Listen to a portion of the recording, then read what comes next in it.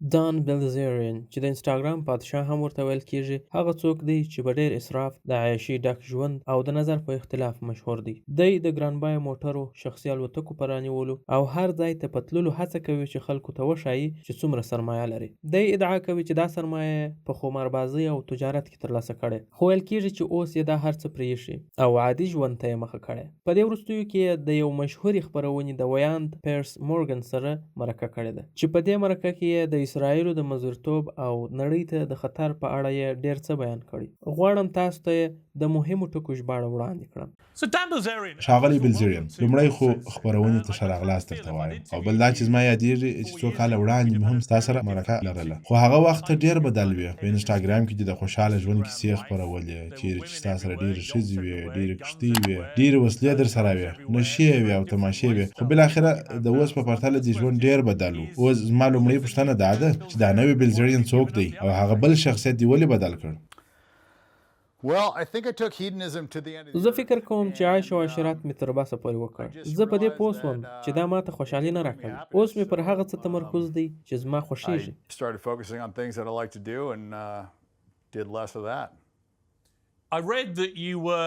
ما داسې هم اورېدلي چې ستا سره ډېرې ښځې وې او تا ویلي وه چې که زه په ورځ کې یوازې د 2 ښځو سره څملم نو دا به ډېره بې خونده ورځ وي خو اوس فقط د 1 ښځې سره ګزاره کوې دا ستا په ژوند کې ډېر لوی بدلون نه دی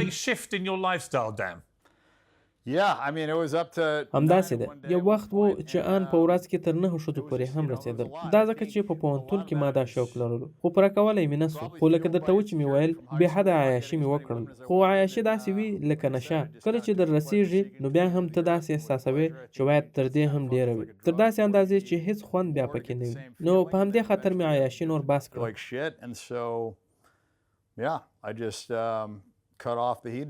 Well, let's talk about some of that because you've been very vocal about Israel in particular. ته د فلسطین په اړه ډېر څه وایې ان کله چې یحیی سنوار ووژل سو نو تا د یو قهرمان وګڼي او د ډیرو په اند حماس یو تروریستي ډله ده چې په دې معاصر وخت کې د اکتوبر د اومي تروریستي برید کړی دا اوس څه ډول قهرماني ده despicable head of a terrorist organization that perpetrated on October the 7th one of the worst terror attacks in modern history. What's heroic about that?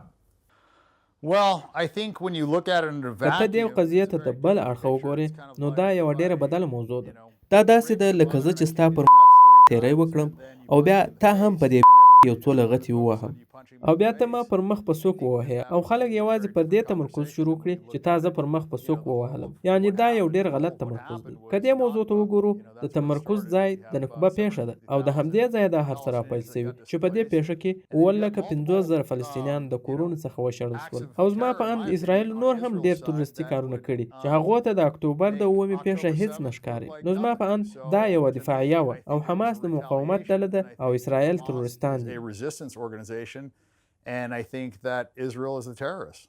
When did اسرایل کله په یوه ورځ 1200 کسان وژلي او نږدې 1000 یې ټپیان کړي nearly 7,000? Well, I mean, you have نوکبه یو ښه مثال دی چې 15,000 کسان پکښې ووژل شول د صبرا او شاتیلا کمپونو پیښه چې 3,500 کسان پکښې ووژل شول بیا 2014 کال و چې 1500 ملکیان یې پکښې ووژل چې تر 500 یې زیات ماشومان و چې دا هره ورځ یې د اکتوبر تر 9 ډېره بدتره ده په دې اړه هیڅوک هم څه نه وایي او د اکتوبر 9 هغومره بده نه ده لکه دوی چې یې وایي نو دا خو په یوه ورځ نه دي پیښ شوي Well, I mean, you have ولی د صبرا او شاتیلا کمپونو پیښه چې 3,500 ملکیان پکښې ووژل شول چې 9 د اکتوبر 9 ورڅخه جوړیږي او د اکتوبر د 9 په اړه په ارقامو کې ډېر مبالغه شوې ده ځکه چې هلته یوازې 900 ملکیان وو او په دې پیښه کې د هنبل قانون څخه هم کار اخیستل شوی او دا هغه قانون دی چې فوج به هغه ملکیان وژني کوم چې د دشمن لاس ته ژوندي لویږي او په دې توګه هم په سلګونو کسان وژل شوي او زه په دې باور یم چې په دې ورځ تر 500 لږ کسان وژل شوي او دا تر هغه ډېر لږ دی چې اسرایل د فلسطینیانو سره کوي او په همدې کال چې د اکتوبر 9 پیښه شوه هم اسرایلو په سلګونو فلسطینیان وژلي او همدارنګه دا کال د ماشومانو دپاره هم تر ټولو خونړی کال و او دا د هغه څه په ځواب کې و چې پیښیږي that was a reply to what had been happening.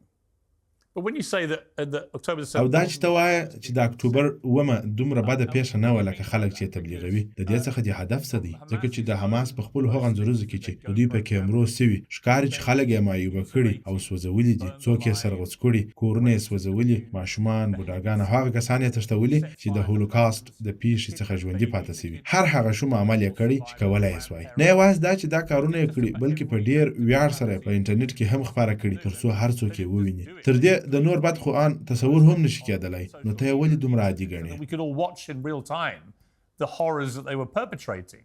It's hard to imagine a more horrific act than what happened that day. Why would you try to downplay it? Well, I mean, there was only ماته چې ویل سوي وای یوازې 2 ماشومان وژل سوي دي چې یو په روغتون کې وو او بل یې په مرمۍ لګېدلی وو. نه چا سوځلي ماشومان لیدلي او نه یې سرغوڅ لیدلي. جنسي تیري هم درواغ ثابت سوي او دا ټول د اسرایلو یو پروپاګاندا وو. اسرایلو تل درواغ ویلي او درواغ یې رسوا سوي هم دي. په اصل کې دوی پر بندیانو جنسي تیري کړي او رسنیز سوي دي. هغه کسان چې پر بندیانو یې جنسي تیري کړي اوس آزاد تڼۍ ګرځي، هیڅ هم نه دي پسوي او ان قهرمانان بلل کېږي. نو دا یو ستر منافقت دی چې دوی حماس او فلسطینیان په هغه څه تورنوي چې دوی یې په ښکاره کوي. دا یو حماقت دی او دا د اسرایلو پروپاګاندا دی. they're doing and then try and blame them, on Hamas or the Palestinians. Sabra د صبره او شاتله کمپونو په پیښه کې پر یوې نجلۍ د پلار پر وړاندې جنسي تیری وسول او دا پیښې په څو ځله تر سره شوي او په بندیخانو کې هم تر سره شوي او دوی په دې اړه داسې لیکنې کوي لکه دوی چې پر بندیانو د جنسي تیری کول حق لري. نو زما په اند دا یو لوی منافقت دی چې ځان ته دا حق ورکوي چې جنسي تیری وکړي، خو د دوی څخه بیا په دې شکایت کوي چې ستا پر عوامو یې جنسي تیری کړي په داسې حال کې چې هغه نه دي شوي. نو ته چې هر څه کوي هغه به تر سره کېږي. I think it's atrocious on both sides. تاسو د دې خبرونې د یو بل همکار پاتریک ام ډیویس سره په مرکه کې ویل چې یهودو جان اف کینیډي وواژه او اسرایل خپل غوښتل چې د اکتوبر 9 پیښه ترسره شي ترڅو اسرایل ته داسې یو بهانه پیدا شي چې د فلسطینیانو ځمکې لاندې. پر دې دوه موضوعاتو به بحث وکړو. ستاسو د دې څخه هدف څه دی چې اسرایل جان اف کینیډي وواژه؟ So I believe that was an Israeli Mossad operation. زما په باور دا د اسرایلو د موساد عملیات وو. دا ډول ډیری پیښې او بریدونه دوی پر امریکایي مشهورو کسانو کړي. دوی د دې ډول کړنو بشپړ تاریخ لري. نو دا هم هیڅ عجبه نه ده چې دوی دې په دې وجنه کې ښکېل او په همدې خاطر خو ټرمپ هغه اسناد نه کړ خبره او دا ډېر شرمونکی و. کنه نو دوی ولې دا هر څه خبره نه کړل؟ زما د پاره خو دا ډېر شرمونکی ده. د هغه وخت ټول کسان اوس مړه دي. دا ځکه امکان لري چې جون اف کینیډي غوښتل د دوی سره اړیکې د اتفاق له لارې وشکوي. غوښتل یې دوی د پردیو په توګه د فاره تر قانون لاندې راولي. همدارنګه یې نه غوښتل چې دوی د اتوم جوړ کړي او دا کارونه یې د یهودو نه خوښېدل. نو ځکه زه اوس وایم چې دوی یې په وژلو کې لاس لري. Take away their ability to have nukes and they didn't like that. So I believe that they killed JFK. زه پوهیږم چې داسې حقیقي شواهد نشته چې ښکاره کړي چې جان اف کینیډي یهودو وژلي. خو تا داسې ویل لکه دا چې یو حقیقت وي او موږ باید چې باور ورباندې وکړو.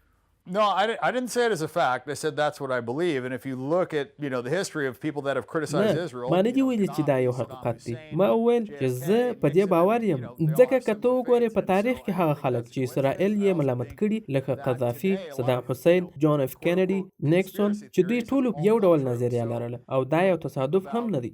او همدا ډول په دې وروستیو کې ډېری افواهات هم رښتیا شوي دي. 2-3 کاله وړاندې که تا افواهات خپرول نو خلکو لیونۍ بللې، خو اوس داسې ښکاري لکه هغه ټول افواهات چې رښتیا شوي وي. دا چې حکومت د کورونا غوندې لویو پیښو په اړه درواغ وایي نو زما په فکر دا سمه خبره ده چې په هره برخه کې یې پوښتنې وشي. زه هغه وخت پوه شوم کله چې ما د اسرایلو پر وړاندې خبرې او پوښتنې کول پیل کړې. نو ما یې داسې نتایج او عکسالعمل ولیدل چې زما سترګې یې راخلاص کړې. او بله دا چې هغه څوک چې پر حق وي هغه د چا د چوپولو هڅه نه کوي. په تاریخ کې هغه خلکو چې پر حق دي د چا د خبرو مخه نه ده نیولې او نه یې چاته پر هغه څه سزا ورکړې چې دوی یې وایي. The right side of history are not the ones trying to, cut off free speech or punish people for what they say. Right. Well, that's slightly different to what you did say. تا په هغه خبرونه کې وویل چې يهود د خپل تلفاتو په نشرولو کې مبالغه کوي او ځان قرباني بولي. نو ته په دې نه پوهیږې چې يهود ولې ځان قرباني بولي؟ 6 میلیونه يهود په دوهمه نړیواله جګړه کې د یو خونخوار وژونکي لخوا په هولوکاست کې ووژل شول. ته فکر نه کوې چې په دې سره يهود په رښتیا هم قرباني شوي دي؟ That might make Jewish people feel that yes, they have indeed been victims. دې شمېرې خو تغیر کړی دی. خو زما په باور د یهودو برلاسي امریکا ته تر ټولو لوی خطر دی او په حقیقت کې اوس دا ټولې نړۍ ته یو خطر دی. دې شمېرې څه ډول تغیر کړی دی؟ Well, they said that دوی وویل چې په اشویتس کې 4 میلیونه خلک ووژل شول خو بیا دا شمیره 1 میلیون ته راټیټه کړل او په دې ډول یې شمیره تغیر کړه. How many people do you think were killed in the Holocaust?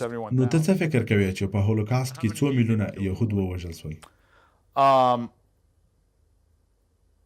دقیق نه پوهېږم چې څومره وه خو زه په خپله ټوله شتمنۍ شرط درسره تړم چې دا تر 6 میلیونه لږ و.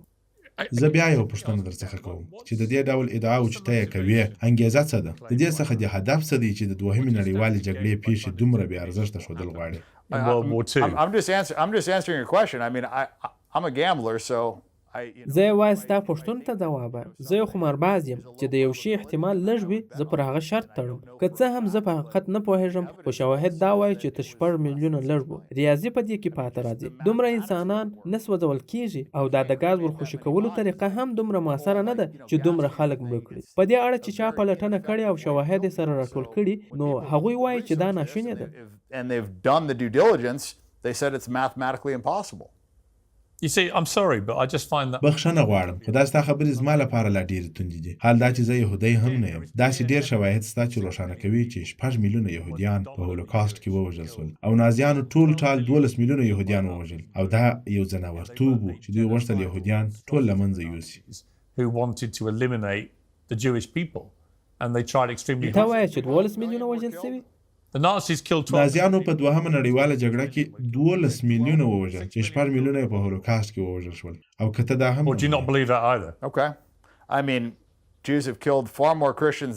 Well, Jews have killed far more. Let's just accept the 6 million figure. Jews have killed far more 6 Christians. میلیونه به در سره ومنه خو یهودو تر دې ډېر عیسویان وژلي یعنی تر دې خورا ډېر. که ته د بلشویک نسل وژنې ته فکر وکړې یا هولوډمور چې ډېر عیسویان یې پکښې وژلي دوی د نسل وژنې مخترعین دي. اسرایل د ارمینیایانو نسل وژنه ردوي او امریکا ته هم لابي کوي چې دا رد کړي او دا چې زه ارمینیایي یم نو دوی زما سم نیمه خلک وژلي او زه په هغه نه ځورېږم او که څوک پوښتي نو دا ډېر عجبه نه ده او اسرایل د ارمینیایانو هولوکاست ردوي. داسې راته ښکاري لکه ته چې د یهودو څخه کرکه لرې. No, I believe that نه Jews... زه باور لرم چې د یهودو واکداري نړۍ ته یو لوی خطر دی. مثلا تاسو وګورئ چې په رسنیو کې دوی څه کوي. دوی د جنسیت بدلونې پلیتې پدیدې د پرمختګ لپاره کار کوي لکه په جرمني کې چې یې وکړل. د جنسیت بدلونې لومړی مرکز د یهودي لخوا رامنځته شو او زه د خپلو ماشومانو لپاره دا ناولې پدیده نه غواړم. دا مې هیڅ نه خوښېږي چې 9 کلن ماشومان دي د همجنس بازۍ په اړه کتابونه لولي. په مکتب کې د ډراګ کوین په نامه د همجنس بازانو د کړنو په اړه د کتاب تدریس مې نه خوښېږي. په بندیخانو کې د جنسیت بدلونکو سره د کامله هارس مرسته مې نه خوښېږي چې نارینه په ښځه او ښځه په نارینه بدلیږي. دا مې نه خوښېږي چې ښځې د نارینهو په زندان کې او جنسي تېري کوونکي نارینه د ښځو په زندان کې اچول کېږي ځکه چې اوس دوی د ښځې په نامه پیژندل کېږي. دا سراسر لیونتوب دی. دا مې نه خوښېږي چې نارینه دې په سوک وهنه او نورو لوبو کې ښځې ووهي. زما په فکر دا سراسر لیونتوب دی او دا د اخلاقي حدودو ماتولو سبب کېږي او که همدا ډول خپل سر ته پرېښودل سي نو فکر کوم چې نړۍ به تباه. Unchecked, I think it's going to ruin the world. نو بیا هم ته په دې کې یهود ملامتوي. دا ولې؟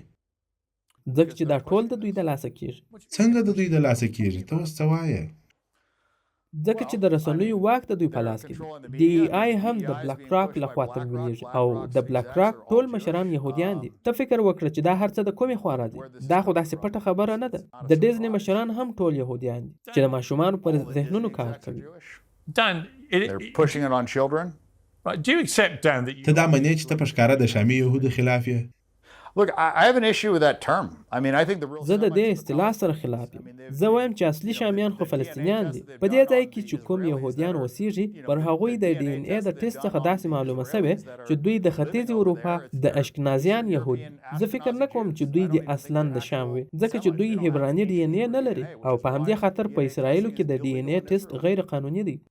یعنی ته ان د دوی شتون هم نه منې؟ نو د همدې څخه ښکاري چې ته د شامیانو ضد یې که نه یې. د یهودو څخه دې بد کېږي، د اسرایل څخه دې بد کېږي، د دوی د حکومت څخه او په دې مرکه کې دې دوی په هر څه کې ملامت کړي. blame them in this interview for literally absolutely When you everything? say... Well, I think... نن چې په نړۍ کې څه ستونزې روانې دي علت یې د یهودو واک دی او زه په دې کلک باور لرم. I'm honestly gobsmacked. زه ډېر حیران یم چې ته د خپل لوړ حیثیت سره په ښکاره ډول داسې یو څه وایې. What a high profile you have.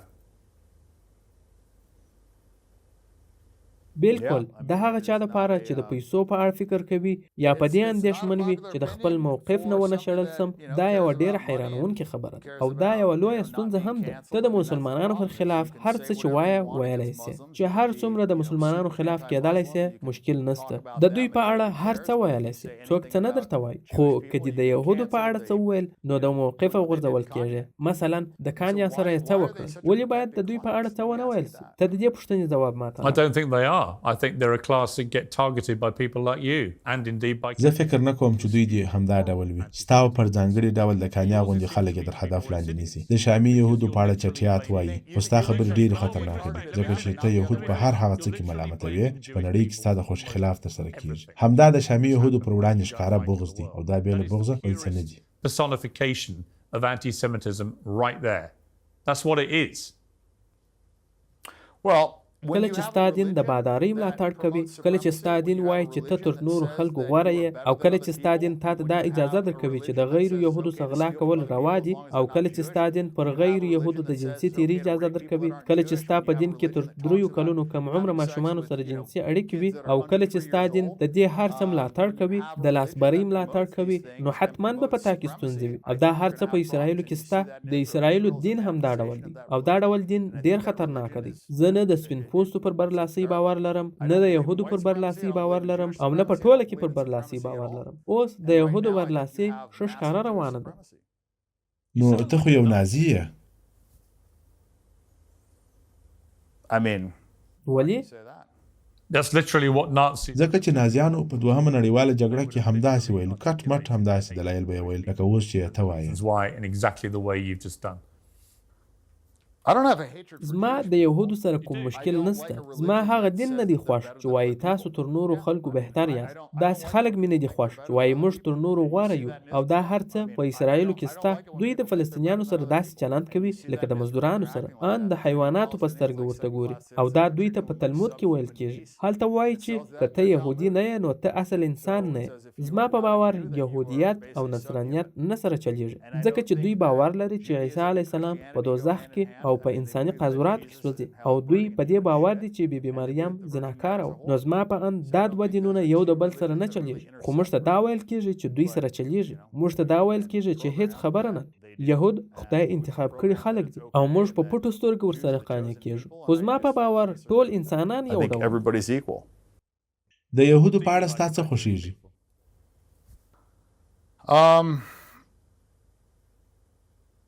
زه به داسې ووایم چې په عموم کې دوی ډېر ذهین خلک دي. بس همدومره؟